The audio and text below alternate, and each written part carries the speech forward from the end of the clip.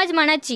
प्रहार जनशक्ती पक्षाचे अध्यक्ष आणि दिव्यांगांचे कैवारी बच्चूभाऊ कडू नेहमी शेतकरी दिव्यांग यांच्यासाठी लढत असतात। शेतकऱ्यांचा नेता म्हणून त्यांची राज्यात ओळख आहे।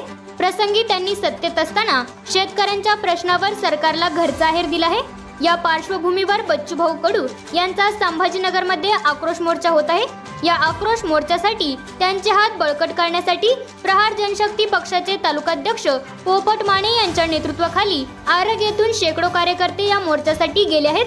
पोपट माने हे मिरज तालुक्यात शेतकऱ्यावर अन्याय होत असेल तर नेहमी संघर्ष करतात।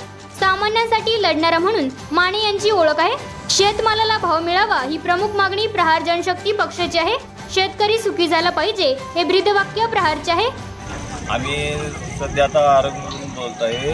आम्ही बच्चूभाऊच्या नेतृत्वाखाली आणि बच्चूभाऊ अपंगासाठी म्हणा शेतकऱ्यासाठी धडपड तळमळी जोरात आहे आणि त्यांच्या आम्ही नेतृत्वाखाली संभाजीनगरमध्ये त्यांचा मोर्चा आहे। आम्ही आरगचे रहिवासी असून पोपट माने तालुकाध्यक्ष प्रहारचे त्यांच्या नेतृत्वाखाली आम्ही आरगून आता सध्या 400 ते 500 लोक आम्ही जात आहे।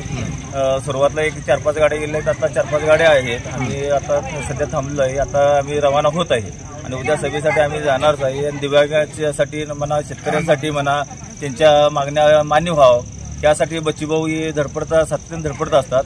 त्यांनी त्या पद्धतीने धडपडत राहावं त्यांच्यासाठी आम्ही खंबीर साथ त्यांना देतच आहे आणि देणार पण आणि त्यांच्यासाठी आम्ही खंबीर त्यांच्या पाठीशी आम्ही साथ देणार राहणार पुन्हा।